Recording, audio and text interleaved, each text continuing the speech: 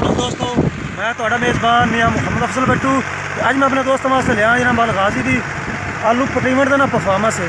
तो इस तरीके मैं पहले जी वीडियो बनाई सी तुम दसिया भी इन्हें डिगर की लंबाई जिसकी वजह में छोटा ट्रैक्टर भी खिंच सकता है। हम तुम प्रैक्टिकल वेख सकते जी जनाब, देखो किस तरीके वधिया काम हो रहा है। चेक कर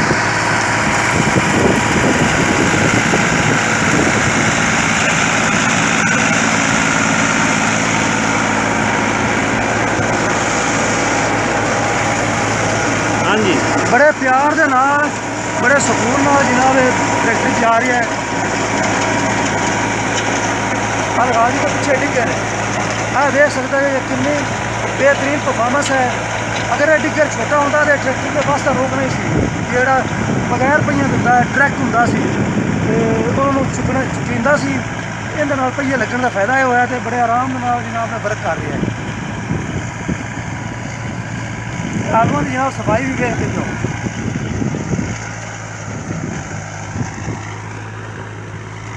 जे साडा आलू 20 का तो जो लेस तो चिप्स बनता है तो 600 का हो जाता जी किलो। तो दोस्तों जो कंप्लीट तकरीबन होगा ना, आखिरी 1-2 फेरे जोड़े रोड के पिछे पावे तो उनके पिछे थोड़ा चैक करवावे भी आ जो इस डिगर में पहिए लगे हुए हैं, टायर लगे हुए हैं, जिसकी वजह आसानी काम करता पिया। तो बड़े आसान रखना ट्रैक्टर के तरीके अगे पिछे कर रहा है। तो फिर जनाब वो अपना काम करेगा, देख सकते जी। तो सिर्फ सारी कमाल इन टायरों की है।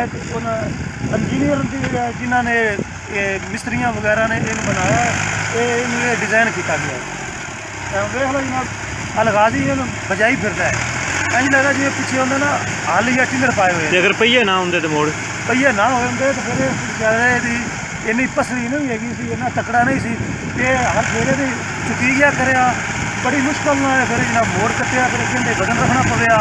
थोड़ा जनाब बटन बगैर अपने आप ही ना परफॉर्मेंस करवाना पिया, कोई परवाह नहीं है।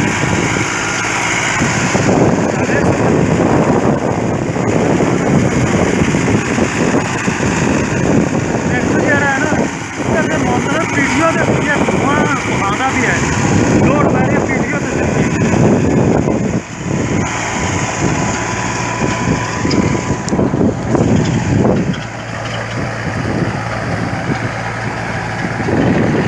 अच्छा